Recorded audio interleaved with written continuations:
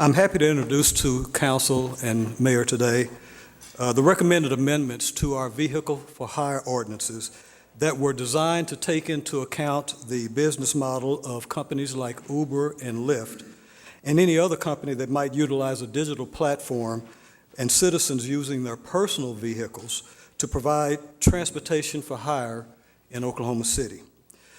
As the city manager said, this document is a culmination of approximately 9 months' worth of work in which staff from the municipal councilor's office, the police department, and the city manager's office researched the business models of Uber and Lyft, conducted several meetings with members of the local taxi cab and limousine industry, and several meetings and telephone conversations with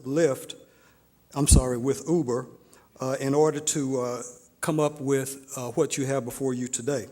Now, Lyft entered the city in April of this year, and we were able to contact them and provide them with a copy of our draft regulations for review and comment in June. Based on the feedback from all of these groups, we finalized our recommended amendments to Chapter 56, which is what you have before you today. Now, I must say that despite our best efforts, the taxi and limousine industry, nor Uber and Lyft, are totally happy with what is before you today. In its current state, Chapter 56 consists of an Article 1, Motor Vehicles for Hire, and Article 2, Carriages, which would include pedicabs, the pedicabs that you see in the Bricktown area. We are proposing the creation of a Article 3, which is entitled Transportation Network Vehicles and Transportation Network Companies. We will refer to them as TNVs and TNCs. Article 3 is all new language, and Article 3 is where you will find the proposed regulations for the Transportation Network Vehicles and Transportation Network Companies.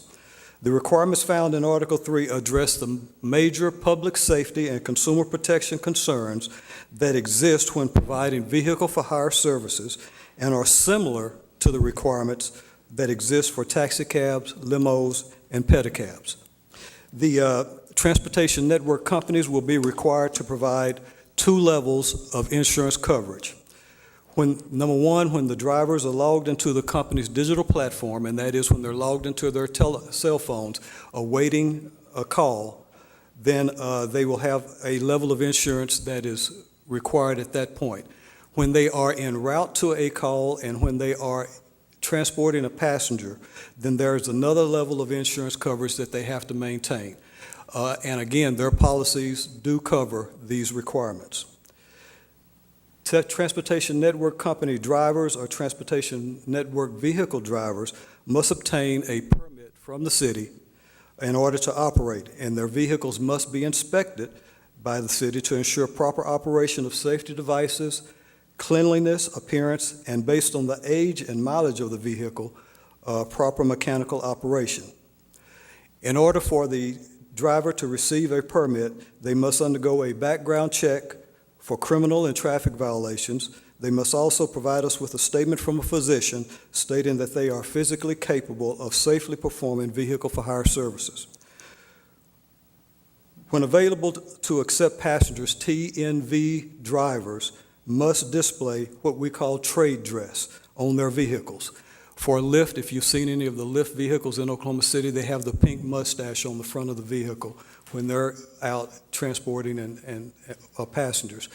Uber has a similar trade dress. It's an iridescent U, I believe, that they attach to the window of the vehicle when they're in service.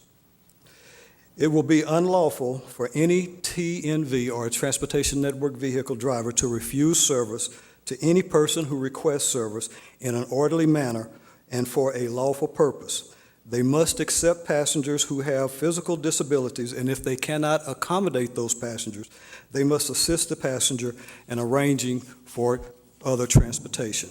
Those would be the major requirements that we have set forth within the proposed amendments that are before you today.